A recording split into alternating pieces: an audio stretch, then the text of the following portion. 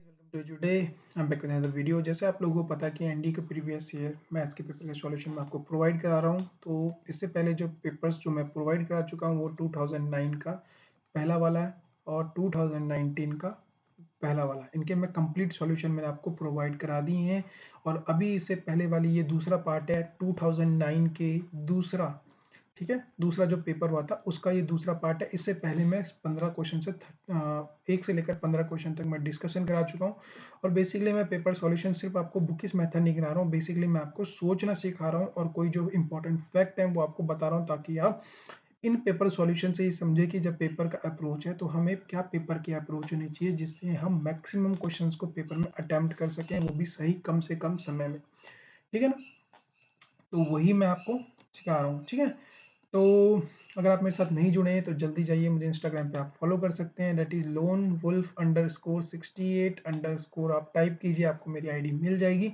आप मुझे वहाँ पे फॉलो कर लिए। आपकी कोई भी क्वेरी कोई भी सजेशन है तो मैं आपको जरूर एंटरटेन करूंगा, ठीक है ना, आपकी क्वेरी सजेशन को। या फिर आप मुझे व्हाट्सएप पे कांटेक्ट कर सकते हैं, आप मुझे अपनी क्वेरी और मैसेज को ड्रॉप करिए, that is 9045844523। This is my WhatsApp number, you can contact me on Telegram पे। जो चैनल था हमारा एनडीए प्रिपरेशन का पिछली बार, जिसमें हम क्वेश्चन को डिस्कस करते थे, अप्रॉक्सीमेटली 700 लोग थे, वो सारे के सारे क्या हो चुके हैं, जा चुके हैं, क्योंकि हमें लग गया है उस टेलीग्राम चैनल पे कॉपीराइट, क्योंकि उसमें पेड कंटेंट को क्या कहता है R D Sharma R S Agarwal की जो पीडीएफ वगैरह थी वो शेयर की गई थी प्रैक्टिस के लिए, और उसी की वजह से टेलीग्राम चैनल पे कॉपीराइट का लग चुका है, टेलीग्राम चैनल बंद हो चुका है। ठीक है ना, तो जल्दी से हम टेलीग्राम का नया चैनल बनाएंगे जिसमें हम क्या करेंगे, क्वेश्चन को डिस्कस करेंगे और मैं आपके लिए और भी पेपर धीरे धीरे करके पेपर लेके आऊँगा। तो जैसे आज अभी रिसेंटली 2021 का जो एनडीए का पेपर हुआ है उसके सॉल्यूशन मैं जल्दी ही लेके आऊँगा, क्योंकि मुझे पीडीएफ बनाने में टाइम लगता है। तो जैसे ही एक बार मुझे पेपर मिल जाएगा उसको धीरे धीरे करके पीडीएफ बना दूंगा, ठीक है ना, तब हम क्वेश्चन को डिस्कस कर देंगे जैसे हम 2009 की कर रहे हैं। और आपका बहुत बहुत प्यार बनाने के लिए शुक्रिया, जो भी लोगों को मेरी वीडियो पसंद आई, ठीक है ना, उन लोगों को समझ आया कि किस तरह से पेपर का करना है, सॉल्यूशन कर रहे हैं हम किस तरह से, हमारी जो अप्रोच होनी चाहिए वो, ठीक है ना, उसके लिए बहुत बहुत आपका शुक्रिया। और अब हम करते हैं क्वेश्चन नंबर 16 से स्टार्ट। तो 15 क्वेश्चन तक हम कर चुके थे और हम 16 क्वेश्चन की तरफ चल रहे हैं। ओके, सो क्वेश्चन है यहाँ पे हमें दिया गया है, एक हमारे पास क्या है, एक 3x3 की मैट्रिक्स है और उसमें से पूछा कि इनमें से कौन सा ट्रू होगा। ठीक है, हमें नहीं पता। तो एक चीज है गाइस, हमें एक एंटी सिमेट्रिक मैट्रिक्स की कंडीशन है कि जो डायगोनल एलिमेंट होते हैं, है ना, डायगोनल एलिमेंट जो होते हैं गाइस वो होने चाहिए आपके जीरो, तभी जाके आपकी हम बोल सकते हैं कि ये एंटी सिमेट्रिक मैट्रिक्स होगी। अगर आपके डायगोनल एलिमेंट जीरो नहीं होते, अगर जीरो एलिमेंट नहीं होते तो एंटी सिमेट्रिक मैट्रिक्स नहीं बन सकती। तो ये आप ये बात याद रखें, ठीक है, anti symmetric matrix skew symmetric, ठीक है ना। तो इसका मतलब है कि ये वाला जो कंडीशन है फॉल्स हो जाएगा, क्योंकि यहाँ पे आपके जो डायगोनल एलिमेंट है 1 1 1 जीरो नहीं है, तो इसका मतलब है एंटी सिमेट्रिक मैट्रिक्स नहीं है। इस तरह से आपको सोचना है। दूसरी कंडीशन ये तो सिमेट्रिक मैट्रिक्स हो सकती है, सिंगुलर मैट्रिक्स हो सकती है, या फिर नॉन सिंगुलर मैट्रिक्स हो सकती है। सिमेट्रिक मैट्रिक्स का मतलब है A dash is equal to ए। तो अब आपको इसका कॉम्प्लीमेंट निकालना पड़ेगा। उससे बढ़िया है कि आप एक काम करिए, सबसे पहले आप देख लें यहाँ पे दो ऑप्शन एक जैसे मिलते जुलते हैं कि सिंगुलर नॉन सिंगुलर। तो आपको पता है कि सिंगुलर का मतलब क्या है, A dash is equal to not equal to zero, ठीक है ना। तो आपको पता है कि अगर एक नॉट इक्वल टू तो नॉन सिंगुलर मैट्रिक्स आ जाएगी, या फिर ए इक्वल टू जीरो होगा तो सिंगुलर मैट्रिक्स आ सकती है। अगर आप दोनों में से चेक कर लीजिए तो आपका आराम से काम हो जाएगा। तो मैं बस कुछ नहीं करता हूँ, मैं ए मॉड निकाल देता हूँ, ठीक है।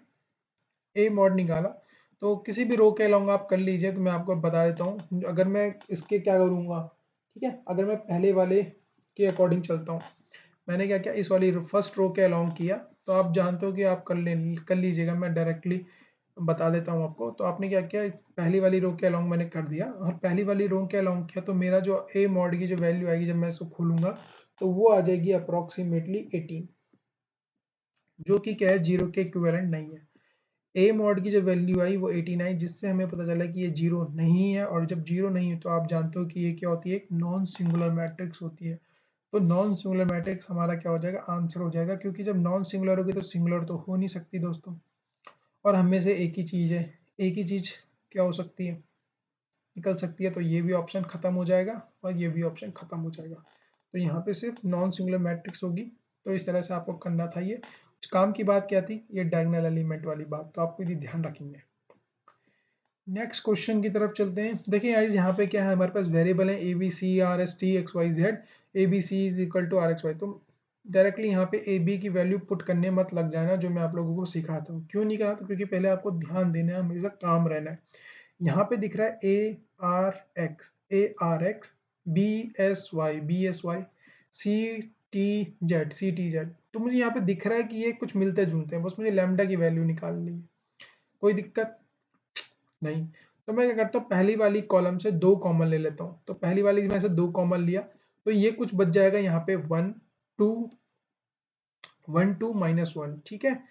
और दूसरी वाली कॉलम से 3 कॉमन ले लिया। कोई दिक्कत आपको, तो ये आ जाएगा 1 1 2 -1। ओके फाइन, ठीक है। अब यहाँ पे -1 तो मैंने -1 कॉमन ले लिया, ठीक है। -1 मैंने कॉमन ले लिया, तो -1 बाहर आ गया। तो यहाँ पे बचेगा सब सी टी जेड हो जाएगा। सी यहाँ भी, इधर भी सी टी जेड बन गया, इधर भी सी टी जेड बन गया, क्योंकि मैंने इस वाली साइड से ये कॉमन ले लिया। लेकिन यहाँ पे इस वाली कंडीशन में 2 बच रहा है, यहाँ पे 2 बच रहा है, यहाँ पे भी 2 बच रहा है, तो मैंने एक और 2 कॉमन ले लिया, ठीक है। अब ये वाली देखो, ये इस तरह से बन जाएगा A R X B S Y C T Z is equal to lambda, और फिर से यही वाली A R X B S Y C T Z. तो ये से मैट्रिक्स कटी और लैम्डा की वैल्यू आ गई -12। कोई डिफिकल्टी क्वेश्चन नहीं था, डायरेक्टली आप कर सकते थे। नेक्स्ट क्वेश्चन की तरफ चलते हैं। इसमें पूछा है कि भाई आपके omega is the cube root of unity. दो बातें मैंने याद रखने के लिए कहा था कि 1 plus omega square is equal to 0 and omega cube is equal to what 1। ये दो बातें हमको याद रखनी जब भी क्यूब रूट ऑफ कॉम्प्लेक्स या क्यूब रूट ऑफ यूनिटी का कॉन्सेप्ट आ रहा होगा या कॉम्प्लेक्स आ रहा होगा, तो ध्यान रखना ये दो बातें जरूर जरूर जरूर याद रखना।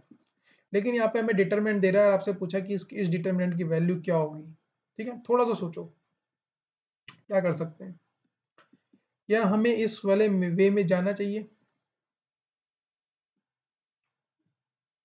अगर हम इस वे में गए तो हम क्या हो जाएंगे, कॉम्प्लेक्स हो जाएंगे, ठीक है ना। यहाँ पे हम कुछ वैल्यू पुट कर सकते हैं, ठीक है। ओके, तो आप क्या करें गाइस,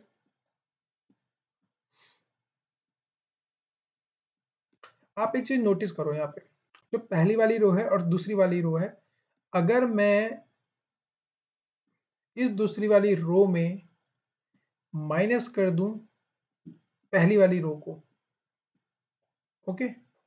तो अगर मैं देखो यहाँ पे, देखो मैं समझाता हूँ, यहाँ पे देखो ये ओमेगा स्क्वायर है माइनस, मतलब इस वाली रो में अगर मैं इस वाली रो को माइनस कर दूं और इस वाली रो से माइनस कर दूं, तो ये 0 हो जाएगा। देखो ओमेगा स्क्वायर पे मैंने ओमेगा को माइनस किया और फिर इसी को जाके ओमेगा स्क्वायर माइनस ओमेगा को ओमेगा माइनस कर दिया, तो ये यहाँ से हो जाएगा प्लस और ये कट जाएगा और ये हो जाएगा 0। मतलब ये लास्ट टर्म 0, फिर उधर से यहाँ देखो ये भी 0 और फिर ये भी इधर से भी 0।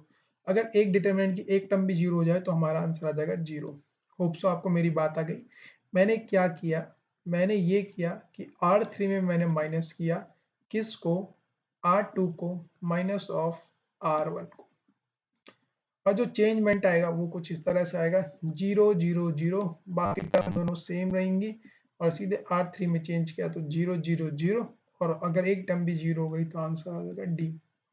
होप सो आपको मेरी बात समझ आ गई होगी। नेक्स्ट क्वेश्चन चलते हैं। यहाँ पे थीटा इज इक्वल टू क्या होता है, एल बाय आर होता है। यहाँ पे लिखा है length of the arc of a circle of a radius 5 centimetre subtending central measuring 15 degree दे रहा है, ठीक है। तो थीटा आपका 15 डिग्री है और यहाँ पे एल बाय आर दे रखा है। आर आपको एल आपको निकालना है, जिसमें आर आपको 5 दे रखा है और यहाँ पे 15 डिग्री है, ठीक है ना। कोई बात समझ आ गई। लेकिन यहाँ पे डिग्री है और यहाँ पे ये क्या है, ये सेंटीमीटर में, तो हम इस डिग्री को रेडियन में कन्वर्ट कर देंगे। रेडियन में कन्वर्ट करने का क्या मतलब होता है कि हम जानते हैं 15 डिग्री इसमें हम कर लेते हैं पाई बाई 180। कोई दिक्कत आपको, और इसमें इधर से आ जाएगा 5, जिससे लेंथ की वैल्यू आ जाएगी। कर लो भाई सॉल्व। पाई 3 जा पाई 36 जा 3 12 जा, ये हो जाएगा 5 पाई बाई 12, जो कि आपका पहला ऑप्शन है। लॉक कर दें, ठीक है, इसको लॉक कर देते हैं। तो बात बस ये वाली बात याद रखनी थी। और दूसरा कभी भी ये ध्यान रखना, जब डिग्री होगा तो रेडियन में चेंज होगा, रेडियन होगा तो डिग्री में चेंज होगा। क्या डिमांड है उस हिसाब से, ठीक है ना। फिर आपसे पूछा कि what is the maximum value of, इसकी मैक्सिमम वैल्यू कितनी होगी। ज़्यादा कंफ्यूज नहीं होना है कि आपको याद रखना है sine theta into cos theta है, इसकी मैक्सिमम वैल्यू पूछ रहा है। तो मैक्सिमम वैल्यू के लिए आप जब भी क्या करो, इसको ना एक टर्म में लेकर जाओ, एक साइन में लेकर जाओ, कॉस में लेकर जाओ। लेकिन हम जानते हैं कि अगर मैं इसमें 2 मल्टीप्लाई कर दूं और 2 से ही डिवाइड कर दूंगा इस, तो ये क्या हो जाएगा, साइन 2 थीटा हो जाएगा, और यहाँ इसके साथ हो जाएगा मल्टीप्लाई बाय हाफ। अब आप जानते हो साइन थीटा की अगर मैं पूछूं कि बताओ बच्चों साइन थीटा की मैक्सिमम वैल्यू क्या, हो सबके सब मुंह उठा के चिल्ला देंगे कि ये क्या होता है, पॉजिटिव 1 होता है। और मैं कहूँगा कि सबसे लोएस्ट वैल्यू कितनी होती है, -1 होती है। तो साइन थी इस यहाँ पे जो बिलोंग कर, मतलब इस वाले उस कंडीशन में साइन थीटा के ऊपर ही डिपेंड करा। जब साइन थीटा मैक्सिमम वैल्यू देते हैं अपनी 1, तभी जाके मैक्सिमम वैल्यू निकल सकती है। तो साइन थीटा ने अपनी मैक्सिमम वैल्यू दी +1, लेकिन इसके आगे 1/2 भी तो चिपका है। जब ये मैक्सिमम वैल्यू देगा 1/2, तो यहाँ पे 1/2, तो इसकी मैक्सिमम वैल्यू 1/2 से ज़्यादा नहीं जा सकती। उसी तरह अगर मैं पूछूं इसकी लीस्ट वैल्यू, सबसे मिनिमम वैल्यू क्या होगी, तब आप बोलोगे कि इसकी -1 हो जाएगी, और इसके बाहर 1/2 है, तो -1/2 इज द लीस्ट। तो आंसर अगर लीस्ट आता तो 1/2, इसने मैक्सिमम पूछा तो +1/2, जो कि ये आंसर आ जाएगा। होप सो आपको मेरी बात समझ आ गई होगी। कॉन्सेप्ट वाली वीडियोस में और तरीके के भी मैं आपको बता दूंगा। बहुत सारे डिफरेंट डिफरेंट टाइप के मैक्सिमम वैल्यू होते हैं, मैं डायरेक्टली आपको शॉर्टकट दे दूंगा, जिससे आप डायरेक्टली फाइंड आउट कर सकते हो इस मैक्सिमम वैल्यू और minimum value of trigonometric functions. Okay, so next question की तरफ चलते हैं। बहुत ही दिलचस्प क्वेश्चन। देखो, अगर मैं कहता हूं x प्लस 1/x की वैल्यू कितनी है गाइस, वट 2 है। मेरी बात समझ आई। तो इसका मतलब है 2 कब देगा, कि जब x की वैल्यू भी 1 होगी, और 1/x की वैल्यू क्या होगी, जब x की वैल्यू 1 होगी, तो ये 1 तो है ही है, और ये भी 1 ही होगा, क्योंकि x की वैल्यू आपने 1 बोल दी है। ठीक है, ये बात समझ आई आपको, मतलब रिसिप्रोकल। अगर एक दूसरे के रिसिप्रोकल 2 दे रहे हैं, तो इसका मतलब क्या है, साइन एक्स की वैल्यू 1 है, और यहाँ पे इसकी वैल्यू मतलब 1 है। तो ठीक है ना, क्योंकि यहाँ पे आप बोलोगे sine x plus 1/sin x की वैल्यू कितनी है, 2, तो इसका मतलब है साइन एक्स की वैल्यू 1 है, और साइन एक्स की वैल्यू मिल रहा है, तो यहाँ पे x की वैल्यू आ जाएगी 90, और x की वैल्यू 90, तो ये 90 में 1, और ये 1 upon plus 1/1 is equal to 2, तो ये भी हमेशा 2 ही देगा। होप सो आपको मेरी बात समझ आई होगी। नेक्स्ट क्वेश्चन देते हैं।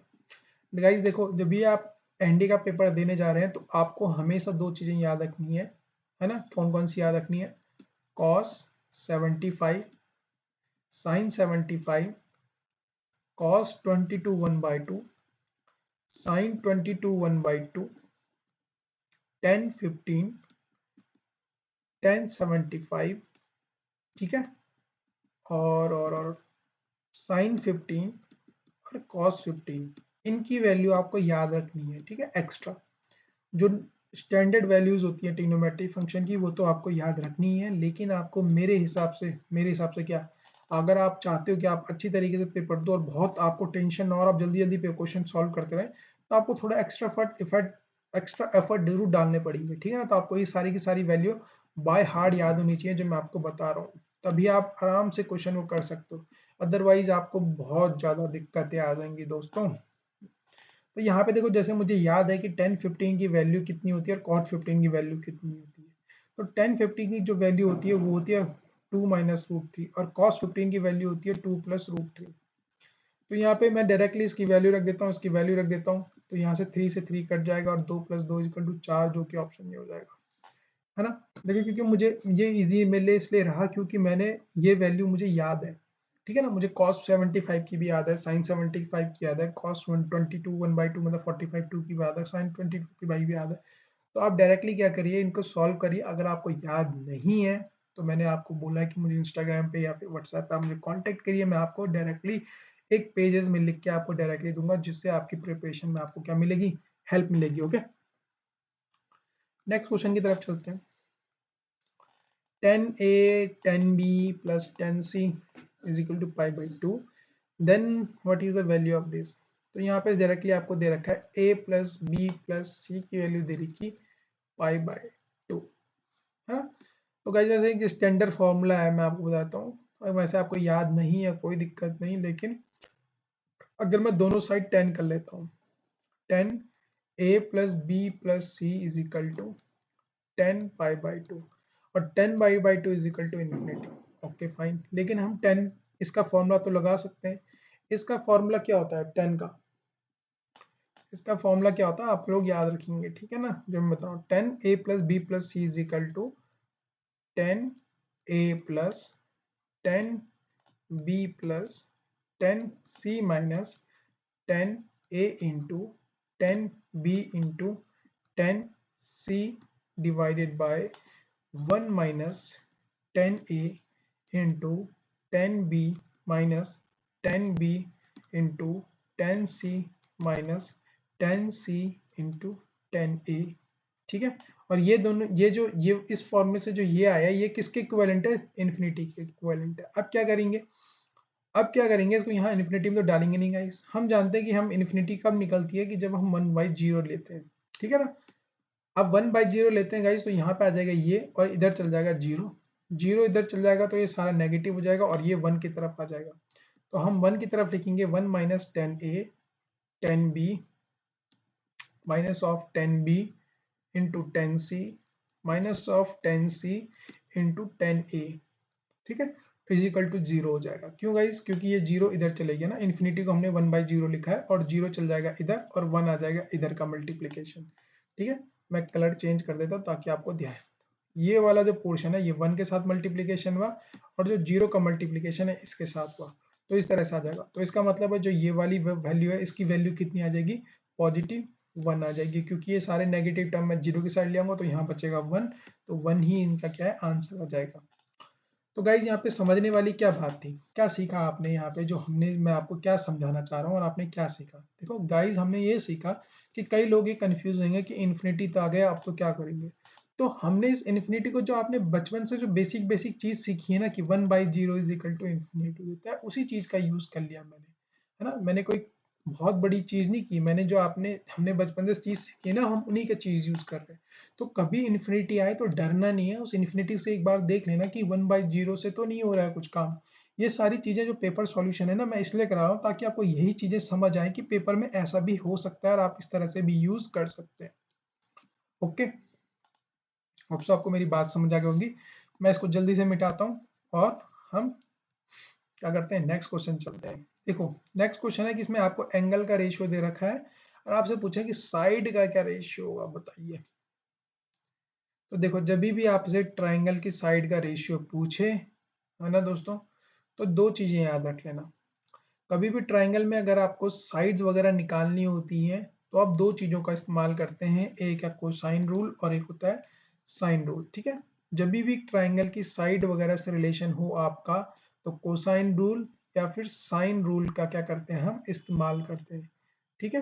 होप सो आपको दोनों की दोनों चीजें आती होंगी, ठीक है। नहीं आती तो मैं जल्दी से कॉन्सेप्ट वाली वीडियोस लेके आऊंगा, आप लोग कमेंट कर देना और हम नेक्स्ट शुरू से हर चीज बेसिक से सेट्स वगैरह करेंगे। और इस तरह से नहीं करेंगे कि मैं आपको पढ़ा रहा हूँ, ठीक है ना, इस तरह से करेंगे कि जिससे कंपटीशन के एग्जाम में क्या क्या चीजें इंपॉर्टेंट है सोचनी समझनी, ठीक है। मेरे को आपको काम नॉलेज देना नहीं है, मेरा काम है आपको किसी तरह से पेपर क्लियर करवाना। इसलिए हम जब सेट्स पढ़ेंगे तो हम सेट्स को इस तरह से पढ़ेंगे जो कॉम्पिटिटिव एग्जाम के पर्पज से है, ठीक है ना। मैं आपको बहुत छोटी छोटी चीजें नहीं बताऊंगा, इंपॉर्टेंट चीजें बताऊंगा जिससे आपको सारी सारी चीजें कैसे करना है क्या करना है वो सारा आपका पेपर क्लियर हो जाएगा। तो साइन और कोसाइन रूल जो है वो जब भी ट्राइंगल की साइड से रिलेटेड है तब हम यूज करते हैं, ठीक है ना। तो यहाँ पे आपको दे रखा है किसका है, आपके एंगल का दे रखा है, ठीक है, एंगल दे रखा। ओके फाइन, लेकिन आपको एंगल नहीं पता है, ठीक है। तो यहाँ पे एंगल नहीं पता लेकिन हम जानते हैं कि 1 plus 2 plus 3 is equal to X is equal to 180। तीनों एंगल का सम 180 होगा, तो यहाँ पे से एक्स की जो वैल्यू आएगी 3 2 5 1 6 5 6 30, ठीक है। एक्स की वैल्यू 30 है तो एक एंगल 30 होगा, दूसरा एंगल 60 होगा, तीसरा एंगल 90 होगा। तो पूछ रहा है कि बताइए क्या कि साइड का रेशियो क्या होगा। तो आपको साइड का रेशियो यहाँ पे आपको पता नहीं है, लेकिन हम जानते हैं कि a upon sine a is equal to b upon sine b is equal to c upon sine c होता है, ठीक है ना। यहाँ पे से आपको ट्राइंगल के साइड का रेशियो मिल जाएगा, क्योंकि ये इसके लिए होता है और ये, अच्छा चलो यहाँ पे टाइम वेस्ट नहीं करते हैं, लेकिन मैं आपको बता दूंगा कहाँ पे आप कोसाइन रूल यूज करते हैं और कहाँ पे आप साइन रूल करते हैं। साइन रूल बेसिकली क्या है, साइड का रेशियो, और कोसाइन है साइड की लेंथ, ठीक है। ये भी अलग अलग वे में आप निकाल सकते हो, ठीक है ना, तरीके होते हैं इनके भी। तो यहाँ पे बेसिकली ये बोल रहा है कि इसका रेशियो, तो अब देखो हमें ए बी और सी की वैल्यू तो पता चल चुकी है, लेकिन हमें निकालना क्या है, ए का रेशियो, बी का रेशियो और सी का रेशियो निकालना है। तो आप रख दीजिए यहाँ पे ए अपॉन वट, साइन ए की वैल्यू, साइन ए की वैल्यू होती है 1/2 रेशियो, बी अपॉन साइन 60 की वैल्यू होती है √3/2, और साइन सी अपॉन साइन सी 90 की वैल्यू होती है 1। तो देखो यहाँ पे 1 है, तो हम नहीं रख, 2 को हटा देते हैं, तो ये आ जाएगा 1 is equal to B upon √3, और सी की वैल्यू आ जाएगी 2। ठीक है, तो आपका जो रेशियो है ना, साइड का रेशियो क्या हो जाएगा फिर, साइड का रेशियो हो जाएगा 1√3 और 2। ठीक है ना गाइस। अगर समझ नहीं आया तो आप लोग कमेंट कर दीजिएगा, सॉरी। ओके, थोड़ा सा खांसी हो गई है। तो अगर साइड का जो रेशियो है 1√3 और 2 आ गया है, ठीक है ना। तो अगर आपको समझ नहीं आया तो आप लोग कमेंट कर दीजिएगा, मैं आपको बता दूंगा, ठीक है ना। आपके पास मेरे से जुड़ने के भी साधन है, आप लोग उसको करें तो आंसर यहाँ पे क्या आ जाएगा, सी आ जाएगा। ठीक है, 25 क्वेश्चन की तरफ चलते हैं।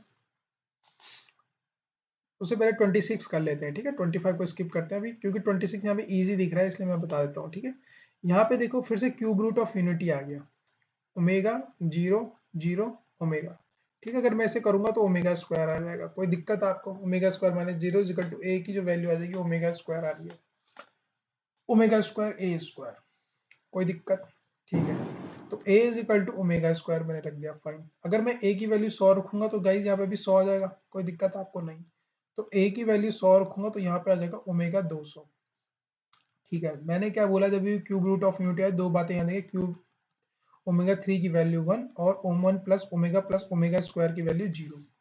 तो यहाँ पे रख दे, 3 से डिवाइड करेंगे, तो 3 से जैसे डिवाइड करेंगे तो 198 3 से डिवाइड हो जाता है, ठीक है ना, और ओमेगा स्क्वायर। तो हम लिखेंगे 3 इज इक्वल टू 3 6 18 और 3 6 18 इंटू 3 का स्क्वायर। तो ये तो हो जाएगा 1 और is equal to omega square, और मतलब एक की 100 की पावर कितनी है, ओमेगा स्क्वायर। और ओमेगा स्क्वायर आपने शुरू में ही बोला था एक के इक्विवेलेंट है, तो आंसर आ जाएगा ए। ठीक है, कोई दिक्कत आपको समझ आ गई होगी। तो इसलिए मैं बोलता हूँ कभी भी डरे नहीं, हमेशा काम रहे, और जो चीज़ें आपने सीखी है ना उसको अपने हिसाब से मैनिपुलेट करें। देखो मैंने क्या किया, ओमेगा स्क्वायर लिया, फिर मैंने ए की पावर 100 दी, तो 100 इधर जाएगा तो 100 इधर भी जाएगा। यहाँ पे फिर मैं जानता हूँ ये वाला मुझे पता था, तो मैंने इस हिसाब से तोड़ दिया और हिसाब से मोल्ड किया, और फिर मेरा आंसर आ गया। ये तो ए के इक्विवेलेंट ही है, क्योंकि ओमेगा स्क्वायर आंसर आ रहा था। ठीक है, अब आपका क्वेश्चन करते हैं, 25 की तरफ चलते हैं, मैं इसको जल्दी से मिटा देता हूँ। ओके ना, तो अब चलते हैं, देखो 25 है, यहाँ पे दे रखा है C N is equal to 12 is equal to N C is equal to 8। जब भी आप जानते हो ये चीज ध्यान रखना कि अगर यहाँ पे n upon X is equal to N upon C Y होता है, जिसमें एन एन अगर बराबर है दोस्तों, एन एन बराबर है दोनों, और यहाँ पे एक्स वाई डिफरेंट है, तो इसका मतलब है जो n होता है वो x प्लस वाई होता है। ये अपनी कॉपी पे लिख लीजिएगा, ठीक है। तो जो n की वैल्यू डायरेक्टली आ जाएगी वो 12 प्लस 8 इज इक्वल टू 20 आ जाएगी। ठीक है, तो अब बोल रहा कि एन सी मतलब 22 डिवाइडेड बाई 20, आपको बोल रहा कि निकालो, तो 22 फैक्टोरियल अपॉन 2 का फैक्टोरियल इंटू 22, 20 का फैक्टोरियल। तो आप जानते हो 21 इंटू 22 डिवाइडेड बाई 2 यह जगह 11, और 21 इंटू 11 मैंने क्या बोला था 1 और 2, और इन दोनों का सम 231, तो आंसर आ जाएगा बी। ठीक है ना। काम की बात क्या थी, काम की बात ये वाली थी, ये अपनी कॉपी पे लिख लीजिए कि जब भी एन एन बराबर हो और C C is equal to जो होता है, तो N is equal to X plus Y होता है। आपने अपनी 12th क्लास में भी पढ़ा होगा वैसे ये वाला फॉर्मूला, अगर नहीं पढ़ा है तो आप अपनी कॉपी पे लिख लीजिए, ठीक है ना। नेक्स्ट क्वेश्चन चलते हैं 27 की। आपसे पूछ रहा है कि मॉडुलस क्या होगा। तो suppose Z is equal to आपको दे रखा है 1 plus 2i divided by 1 minus I का होल स्क्वायर। ठीक है, तो यहाँ पे जब भी आपको इस तरह से दिखाई दे तो आप एक चीज समझ लीजिए कि 1 है, इसको भी मैं मान के चल लेता हूँ कि ये है। तो 1 प्लस 2i डिवाइडेड बाय, इसको रख लेते हैं हम, मैंने इसको 1 स्क्वायर मान दिया, ठीक है। तो एक बार प्लस होगा एक बार माइनस, तो हम एक बार प्लस कर लेते हैं 1 माइनस आई, और divided by into multiplication 1 minus 1 plus I हो जाएगा, ठीक है। तो ये कट जाएगा यहाँ से, और यहाँ पे हो जाएगा 2 माइनस आई, और यहाँ पे हो जाएगा आई। ठीक है, नीचे वाली पोर्शन में इसको सॉल्व कर दिया हमने, ठीक है। इस वाले को सॉल्व करके ये आ रहा है, तो हम डायरेक्टली मैं लिख लेता हूँ 1 प्लस 2i डिवाइडेड बाई, हम इसको क्या कर लेते हैं, ये हो जाएगा आपका 2i प्लस में, ठीक है, और माइनस आई स्क्वायर। और माइनस आई स्क्वायर का मतलब क्या है दोस्तों, कि आई स्क्वायर की वैल्यू होती है -1, आई स्क्वायर की वैल्यू कितनी होती है -1, तो -1 और माइनस आगे से लगा है तो ये +1 हो जाएगा, that is 1 plus 2i divided bye 2i plus 1 हो गया, ये z हो जाएगा। तो हम जानते हैं ये 1 हो गया दोस्त, कट गया, नीचे ऊपर दोनों सेम है, और इसका आप मॉडुलस करोगे तो इसका भी मॉडुलस कर लो, तो 1 ही आने वाला आंसर। ठीक है ना दोस्तों, होप सो आपको मेरी बातें समझ आ गई होंगी। काम की बात क्या थी, कि अगर आपको कभी इस तरह से दिखाई दे, है ना, तो यहाँ पे डायरेक्टली आपको क्या है, 1 का स्क्वायर कर दिया मैंने यहाँ पे, ठीक है। तो कौन सा फॉर्मूला लगाया मैंने कौन सा फॉर्मूला लगाया, मैंने लगाया a स्क्वायर माइनस, अगर b स्क्वायर होता है तो a प्लस बी और a माइनस बी होता है। आप 1 का स्क्वायर हम लिख सकते हैं, ठीक है ना, मैंने अपने हिसाब से लिखा है। आप इतने, अगर आपने 12th कर लिया है तो बहुत सारी जगह पे आपने इस तरह से काम किया होगा, जब आप इंटीग्रेशन वगैरह कर रहे होंगे अपने बोर्ड के एग्जाम्स में, तो थोड़ा आप वहीं का आइडिया लगाया है, ठीक है, अपने हिसाब से चीजों को मोल्ड किया है। नेक्स्ट क्वेश्चन दिया है, फिर से कॉम्प्लेक्स का क्वेश्चन है। कॉम्प्लेक्स का क्वेश्चन काफी ज्यादा पूछे जा रहे हैं। यहाँ पे लिख रहे हैं कि root minus root plus 4 plus 3 is equal to I की पावर 41 प्लस आई की पावर -257 इंटू 9, और आपसे पूछा हुआ है where n belong to the natural number, मतलब n की वैल्यू 1 से लेकर इस तरह से, ठीक है। i जानते हैं, i की वैल्यू होती है हमेशा √-1, ओके। तो यहाँ पे डायरेक्टली ये लग रहा है i माइनस आई, क्योंकि ये वाला i हो गया और इसके बजाय i, और ये लगा 4n प्लस 3 की वैल्यू, ठीक है। और प्लस इस तरह से क्वेश्चन है 41 प्लस आई की पावर -257 इंटू 9, और यहाँ पे जो ये वाला n है ये बिलोंग करता है नेचुरल नंबर को, और मुझसे पूछा है कि इस वाले की वैल्यू की वो क्या होगी, इस वाले जो आपकी इक्वेशन है इसकी वैल्यू क्या होगी। तो ये क्वेश्चन है, आप देख सकते हैं, ठीक है। तो चलो मैं कलर चेंज करता हूँ और इस क्वेश्चन को हम करते हैं। देखो मैं यहाँ ऊपर लेके आ गया हूँ, ठीक है। तो सबसे पहले मैंने i की पावर 3 अलग कर लिया, इंटू माइनस आई की पावर 4n कर दिए, ठीक है, प्लस यहाँ पे 41 है। अब यहाँ पे देखो डायरेक्टली i की पावर 41 है, तो i की पावर 41 है, तो हम जानते हैं i की पावर अगर मैं 4 लेता हूँ तो वो i ही आता है ना, कितना आता है, सॉरी, आई स्क्वायर -1, और इसका स्क्वायर करेंगे तो आई की पावर 4, ठीक है ना, और 4 की पावर 1 आती है। तो मगर आप 40 से डिवाइड कर लो, 4 से डिवाइड करेंगे तो 1 आएगा, और जो बचेगा वो कितना आ जाएगा, बचेगा आई। तो यहाँ पे ये आई आ जाएगा, ठीक है ना, क्योंकि हमने 4 से डिवाइड किया, जो रिमाइंडर बचेगा 1 बचेगा, और 1 की पावर 1। फिर उसी तरह से हमने यहाँ पे किया, इसको 4 से डिवाइड किया, 4 से 24, 4 से 16, बचेगा आई की पावर -1, ठीक है, आई की पावर -1 बच रही है डिवाइडेड बाय 9, ठीक है। अब एक चीज समझो कि यहाँ पे i की पावर 3 है, तो माइनस का तो माइनस ही रहेगा, और i की पावर 3, तो i की पावर 3 इज इक्वल टू यहाँ पे पॉजिटिव i दे देगा, ठीक है। कैसे दे देगा, कि जैसे -1 की पावर कितनी 3 है और फिर i की पावर 3 है, तो -1 तो -1 ही रहेगा, और i की पावर 3 ले लेंगे तो i square is equal to -i आ जाएगा, तो ये positive minus minus equal to positive i आ जाएगा, तो ये वाला जो है ये पॉजिटिव i दे देगा, ठीक है, फाइन। अब यहाँ पे ये है, ठीक है, i की पावर 4, तो अगर मैं इसको माइनस लिखना चाहूँ और ये नेगेटिव है, तो नेगेटिव है 1 हो जाएगा, और i की पावर 4, और i की पावर 4 हमने बोला ऑलरेडी 1 होते हैं, इंटू ये हो जाएगा आपका, कितना आ जाएगा, ये जो दे देगा ये दे देगा हमें कितना,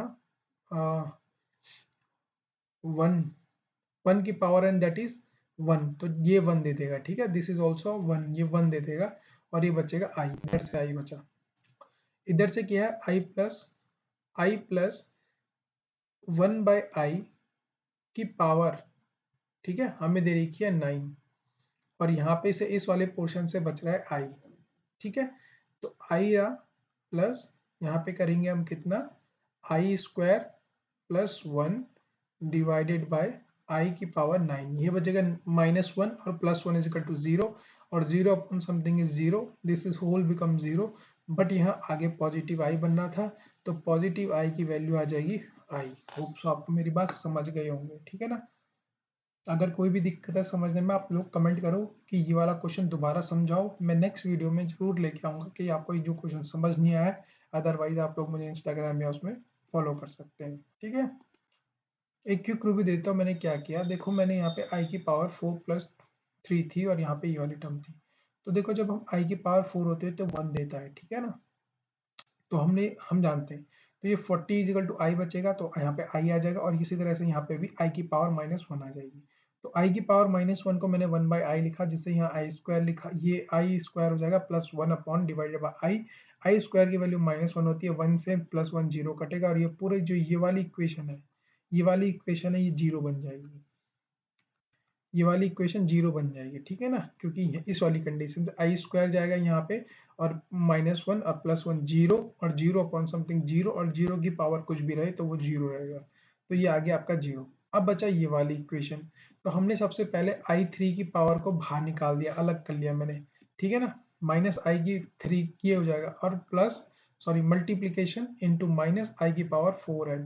तो जब मैं अगर इसे 4n डालूंगा अंदर तो ये 1 देगा और 1 देगा तो 1 की power n is equal to 4n, तो दिस इज ये 1 देगा, ये वाली इक्वेशन हमेशा 1 ही देगी, ये टोटल 1 आ जाएगा, बचेगा ये वाला इक्वेशन। और i की 3 की पावर करेंगे हम, ठीक है ना, तो ये कितना आ जाएगा, यहाँ पे से -1 और उधर से माइनस आई, तो माइनस आई प्लस इजिकल टू प्लस आई, तो ये वाला आंसर आ जाएगा, ठीक है ना। नेक्स्ट क्वेश्चन देते हैं, यहाँ पे आपको binomial theorem sorry binomial theorem binomial binary number से रिलेटेड है, ठीक है ये क्वेश्चन। तो होप सो आपको बाइनरी नंबर आते होंगे। I don't think so that कि अभी भी बाइनरी नंबर से क्वेश्चन आते होंगे, देखेंगे 2020-21 के पेपर को, ठीक है ना। तो यहाँ पे पूछा कि x की वैल्यू क्या होगी, x की वैल्यू कितनी होती है, 0 1 2 3। तो यहाँ पे कर लीजिए 2 2 की power 0 into 1 that is 1 plus 2 की पावर 1 0 2 की पावर 2 4 और 2 की पावर 3 8 या 12 और 13। तो x की वैल्यू 13 आ जाएगी और y की वैल्यू 0 1 2 दैट इज 2 और प्लस 2 दूनी 4 इजिकल टू 6। तो यहाँ आ जाएगी x की वैल्यू 13 और y की वैल्यू कितनी आ रही है आपकी 6 आ रही है, ठीक है ना। फिर अब पूछ रहा है कि X square minus Y square, X square minus Y square ये निकालो। तो ये कितना हो जाएगा, देखो 169 माइनस 36 और 169 माइनस 30 इजिकल टू 133। अब वो पूछ रहा है कि बताओ इसकी वैल्यू बाइनरी में क्या होगी।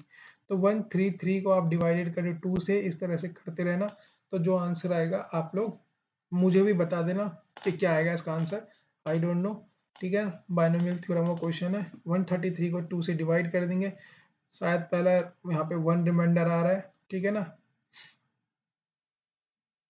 सब में ही 1 है लास्ट में, तो आप लोग चेक करके मुझे बता देंगे, ठीक है। तो आप लोग जरूर 29 का ये कमेंट जरूर करना, आप 29 का, ठीक है ना। फिर से फिर से बाइनरी का क्वेश्चन है, ये बाइनरी क्वेश्चन फिर से आप लोग सॉल्व कर लेना, ठीक है। मैं बता देता हूँ कैसे करना होगा। ये तीसरा वाला देखो 0 1 2 3 4 5, ठीक है।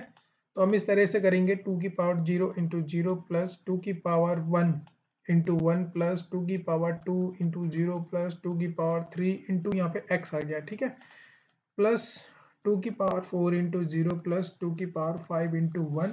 फिर यहाँ पे y का टर्म लिखेंगे इसी तरीके से, फिर आप लिखोगे z का टर्म इस तरफ से। फिर यहाँ पे देखो, यहाँ पे x की टर्म आ रही है, यहाँ पे टर्म आ रही है, तो मतलब यहाँ पे कुछ x की इक्वेशन में रहेगा और यहाँ माइनस रहेगा, फिर y की इक्वेशन में रहेगा इक्वल टू z की इक्वेशन में रहेगा, फिर आपको कंपेयर करना पड़ेगा, ठीक है ना, कि x y z क्या होंगे, ठीक है ना। x y z को आप कंपेयर कर लीजिएगा और मुझे भी आंसर बता दीजिएगा इसमें से आंसर क्या है, आई डोंट नो। ये बाइनोमियल थ्योरम के क्वेश्चन मैंने सॉल्व नहीं किए हैं क्योंकि ये इजी होते हैं, ठीक है ना, कोई इसमें कोई भी लॉजिकल या वैसा कुछ अप्रोच नहीं है। तो 29 30 आप लोगों के लिए होमवर्क है और मिलेंगे हम नेक्स्ट क्वेश्चन में, तभी मिलेंगे जब आप पुनः 29 और 30 क्वेश्चन के क्या करेंगे, सॉल्यूशन प्रोवाइड करा देंगे, मुझे भी बताएंगे कि इसके आंसर क्या है, ठीक है ना। आपको तरीका मैंने बता दिया, आप लोग कमेंट जरूर करना कि इसके सॉल्यूशन के आंसर क्या है, और मिलते हैं नेक्स्ट वीडियो में 30 के बाद। लेकिन 30 के बाद सॉल्यूशन तभी मिलेंगे जब आप लोग कमेंट करके बताओगे, मुझे भी पता चलना चाहिए कि अगर मैं आप लोगों के लिए एफर्ट कर रहा हूँ तो आप लोग भी क्या कर रहे हो, उसका रिस्पॉन्स कर रहे हो। तो 29 30 के आंसर मुझे पता चलना चाहिए। 29 का आंसर बी नहीं है, आई डोंट नो कितना है, पर आप लोग सॉल्व करके बता देंगे, ठीक है ना। Okay guys, thank you so much, मिलते हैं नेक्स्ट वीडियो में 30 से बाद में। तो 30 से आगे के क्वेश्चन है, मिलते हैं उसमें। और मैंने आपको बता रखा है, आप लोग मुझे इंस्टाग्राम में फॉलो कर सकते हैं, और व्हाट्सएप नंबर मैंने आपको दे रखा है। कोई भी क्वेरी, कोई भी सजेशन या कोई क्वेश्चन समझ नहीं आया तो उस क्वेश्चन का आप क्या करोगे, कमेंट करोगे कि क्वेश्चन नंबर 28, क्वेश्चन नंबर 29। और थोड़ा सा अगर हेल्पफुल रहेगा कि अगर टाइम मेंशन कर दो, ताकि मैं उसी वीडियो में जाके देख सकूँ कौन सा क्वेश्चन है, ठीक है ना। तो आप लोग क्या करेंगे, क्वेश्चन नंबर के साथ टाइम भी मेंशन करेंगे कि वीडियो में कौन से टाइम पे था। अगर आपको कुछ समझ नहीं आ रहा है तो मैं आपके लिए नई वीडियो में लेके आऊंगा। Okay guys, thank you so much, मिलते हैं नेक्स्ट वीडियो में।